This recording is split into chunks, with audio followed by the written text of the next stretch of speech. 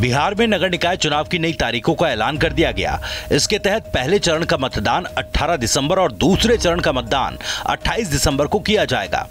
वहीं पहले चरण का परिणाम 20 दिसंबर को और दूसरे चरण का परिणाम 30 दिसंबर को आएगा। राज्य निर्वाचन आयोग ने बताया कि सभी निकायों में प्रत्याशी पहले वाले नामांकन पर ही लड़ेंगे। चुनाव आयोग ने उन्हें जो सिंबल आवंटित किए वो भी पहले की तरह बरकरार रहेंगे।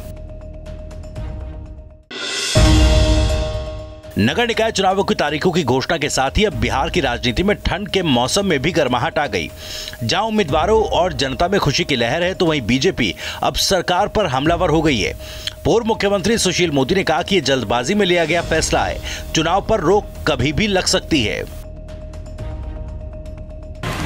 बिहार सरकार सुप्रीम कोर्ट के 28 नवंबर के आदेश की अवमानना कर जबरदस्ती और जल्दबाजी में नगर निकाय चुनाव करा रही है।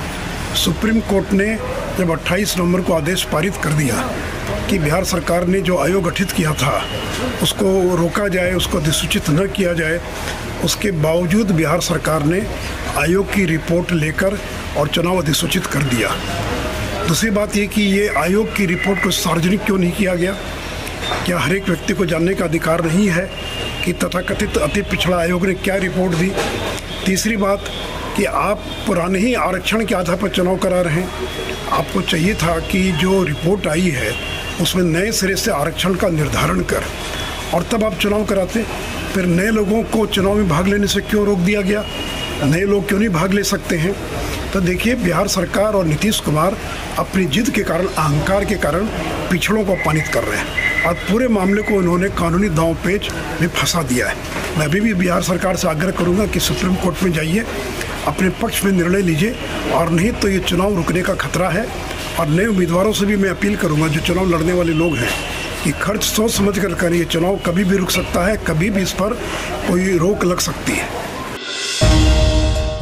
5 दिसंबर को कुडनी विधानसभा उपचुनाव का मतदान होना है। ये चुनाव बीजेपी और जेडीयू के लिए नाक का सवाल है, इसलिए दोनों दलों ने अपनी ताकत झोंक दी है। चुनावी माहौल में दल लगातार एक दूसरे पर तंज कसते नजर आ रहे हैं। बिहार के मुजफ्फरपुर पहुंचे केंद्रीय गृह राज्य मंत्री नित्यानंद राय ने कुडनी चुनाव को लेकर कहा कि यहां की लड़ाई सिंडिकेट बनाम जनता की लड़ाई है।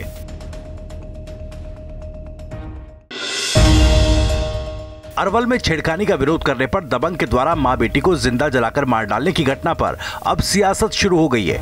नेता प्रतिपक्ष पीड़ित परिवार वालों से मिलने के लिए उनके घर अरवल पहुंचे, जहां उन्होंने इस घटना को अति बताते हुए कहा कि घटना ने बिहार को हिलाकर रख दिया। बहुत दुखद और दुर्भाग्यपूर्ण है और ये सरकार के लिए कहीं न कहीं पूरे बिहार को सिहरा देता है। कई जगह बलात्कार की घटनाएं घट रही है, मार दे रहा है, लेकिन ये तो अति हो गया कि बलात्कार का प्रयास में जैसा लोगों ने बताया, उसके बाद आग लगा देना और इस तरह की घटना में प्रशासन का एक्शन नहीं होना। और अभी बता रहे थे कि लोग इसको लिपापोती करने में लगे हैं। अपने संसदीय क्षेत्र बेगूसराय पहुंचे केंद्रीय मंत्री गिरिराज सिंह ने एक बार फिर बड़ा ऐलान करते हुए कहा कि अगर 4 लेन के रास्ते से कब्रिस्तान को नहीं हटाया गया तो वो आंदोलन को विवश होंगे। दरअसल 0 माइल और खगड़िया के बीच बन रहे 4 लेन के रास्ते में पपरौर के पास एक कब्रिस्तान आ रहा है और इस बात को लेकर केंद्रीय मंत्री गिरिराज सिंह ने बेगूसराय के डीएम के साथ पूर्व में बैठक भी की थी। गिरिराज सिंह का सीधा आरोप है कि अगर सड़क मार्ग से मंदिरों को हटाया जा सकता है तो कब्रिस्तान और मस्जिद को क्यों नहीं हटाया जा सकता। बक्सर में पुलिस कार्रवाई से नाराज किसानों ने सासाराम बक्सर मार्ग जाम कर दिया। उग्र किसानों ने जिले के मुफस्सिल थाना क्षेत्र के चौसा गोला त्रिमोहानी को जाम कर प्रदर्शन कर रहे हैं। दरअसल किसान पिछले 45 दिनों से मुआवजे की मांग को लेकर धरना प्रदर्शन कर रहे हैं। प्रशासन ने जबरन किसानों को हटाने की कोशिश की तो किसानों ने विरोध में रोड जाम किया।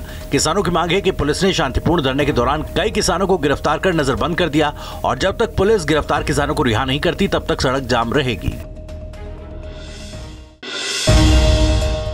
नालंदा थाना क्षेत्र के कुलगांव में भूमि विवाद के चलते जेल से बेल पर रिहा बदमाशों ने फायरिंग करते हुए मारपीट की।